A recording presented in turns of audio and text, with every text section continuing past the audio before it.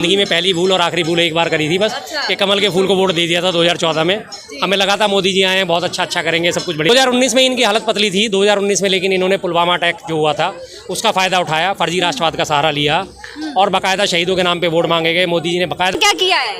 तो बीजेपी ने क्या किया है? अच्छा, नहीं मैं तो पूछ बताइए कांग्रेस ने क्या किया आपके लिए कि आप खुश हैं इतने? मेरे लिए तो किसी ने भी कुछ नहीं करा, मैं तो वैसे ही खुश हूँ। अच्छा, महंगाई कम नहीं हुई, कोई बेरोजगारी कम नहीं हुई, कोई अस्पतालों में, सरकारी अस्पतालों में दवाएं में फ्री में मिलती, सारी पदार्थ लानी पड़ती है, ऐसा कुछ नहीं कहा। जो लोग परेशान है वो परेशानी है। इस बार बराबरी की टक्कर देखने को मिली है दोनों पक्षों में, तो आप जिस तरीके से आप हमेशा बात करते हैं, आपका पक्ष विपक्ष की तरफ ज़्यादा ही झुकाव रहा है, तो इस बार आपने क्या किया? पिछली बार आपने बीजेपी की सरकार जब पहली बार आई थी तो आपने कहा था कि मैं बहुत लोगों को खाना खिलाया था। जी हाँ। इस बार आपने क्या किया? वो 2014 की बात थी। जी। 2014 में हमने भंडारा लगाया था, ये बात सच है। जिंदगी में पहली भूल और आखिरी भूल एक बार करी थी बस। अच्छा। कि कमल के फूल को वोट दे दिया था 2014 में। हमें लगा था मोदी जी आए हैं, बहुत अच्छा करेंगे, सब कुछ बढ़िया करेंगे। बाकायदा हमने हज़ारों रुपए खर्च करे, भंडारा लगाया, पार्टी दी थी, लड्डू बांटे थे, राजमा चावल बांटे थे, लेकिन बहुत जल्दी एहसास हो गया कि भाई बहुत बड़ी गलती कर दी। लेकिन इस बार हम खुश हैं। हमारी इस बार आपने नहीं है। क्या किया? इस बार हमने यहाँ पे बर्फी बांटी है। जी। आप आए नहीं थे उस दिन, अगर आप आए होते तो आपको भी खिलाई जाती। हाँ जी, हमें पूरी खुशी है। बेशक हम बहुमत में नहीं आए, लेकिन हमें पता है कि अगले 6 महीने के अंदर हमारी सरकार बनेगी ही बनेगी। हम पूरी तरह आशान्वित हैं, पूरी तरह गौरवान्वित हैं, पूरी तरह होपफुल हैं। लेकिन जिस तरीके से आपने कहा कि 14 में जो गलती की है, इस बार भी तो गलती नहीं कर रहे हैं। बिल्कुल नहीं, 14 में एक ही गलती करी है, उसके बाद जिंदगी में अब दोबारा कभी नहीं होगी। अच्छा, बिल्कुल नहीं होगी। देखिए जी, नकली आदमी जो होता है, रंगा सियार जो है, उसके ऊपर एक बार आप पानी डाल दो तो उसका रंग धुल जाता है। और ये 2014 में जो सरकार आई थी ना, रंगे सियारों वाली सरकार थी ये रंग के अपने आप को आई थी। हम इसके रंग से इसको पहचान नहीं पाए। जैसी बारिश हुई, जैसी पानी गिरना शुरू हुआ, पता चल गया कि वास्तव में ये रंगे सियार हैं, इनके साथ रहने का कोई फ़ायदा नहीं है, तो हमने इनसे किनारा काट लिया।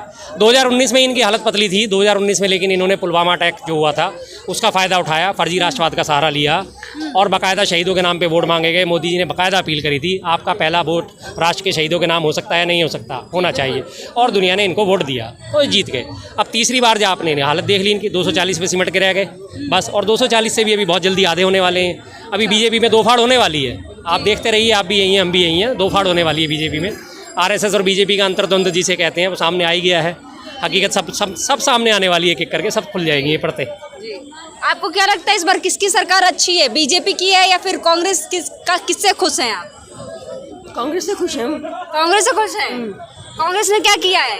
तो बीजेपी ने क्या किया है? अच्छा, नहीं मैं तो पूछ बताइए कांग्रेस ने क्या किया आपके लिए कि आप खुश हैं इतने? मेरे लिए तो किसी ने भी कुछ नहीं करा, मैं तो वैसे ही खुश हूँ। अच्छा, और बताइए कि जिस तरीके से लेकिन आई तो बीजेपी की सरकार ना।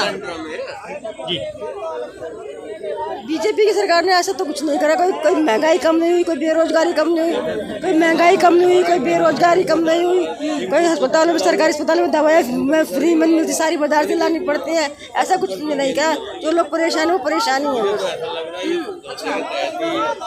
तो फिर इस बार आपने किसको वोट दिया था? मैंने वोट दिया ही नहीं। दिया ही नहीं। हाँ, क्या बोल रहे हैं आप? ईवीएम में गड़बड़ी? किसमें? आपने अभी क्या बोला कि ईवीएम में गड़बड़ी? हाँ, ईवीएम में गड़बड़ी है। कैसे गड़बड़ी है? गड़बड़ी है, दिल्ली की 7 सीटों पे बैलेट पेपर पे चुनाव करा के देख लीजिए, 3 सीट भी बीजेपी जीत जाए तो गुलामी करेंगे आपकी। हाँ, लेकिन दिल्ली में तो हमेशा से ये रहा है कि 7 सीटों पे मतलब सांसद बनते हैं तो बीजेपी की बनती है और बाकी केजरीवाल आते हैं। आपको पता है इन्होंने काउंटिंग की स्पीड स्लो कर दी थी, मोदी जी पीछे जा रहे थे, 2 घंटे के बाद दिखाया जंप में मोदी जी लीड कर रहे हैं। 1 करोड़ 70 लाख वोट काटे गए हैं। आप सोच लो वो वोट किसको गए होंगे? 1 करोड़ 70 लाख वोट कटे हैं, वो वोट किसको गए होंगे? भीष्म पितामह को गए होंगे। ये खुद सारी पार्टियों ने कहा है कम से कम 60 से 70 सीट के बीच में इन्होंने मार्जिन वोट से 1900 वोट से ये जीते हैं। वहाँ पे इन्होंने गड़बड़ी की है। ये अगर बैलेट पेपर से कराते हैं 100 सीट भी इनकी नहीं आने वाली। अब बताइए, आप कुछ कहना चाहेंगे? लेकिन जिस तरीके से इस बार मोदी जी को सबक सीख गए हैं कि हमें महंगाई, बेरोजगारी, शिक्षा पर बात होनी चाहिए और वही काम वो करेंगे जो कांग्रेस के एजेंडा में था। अब मोदी जी पहाड़ के नीचे आ गए हैं सीधे, जैसे नहीं कहते ऊंट पहाड़ के नीचे आ गया। अब उनको ये दिखाई दे रहा है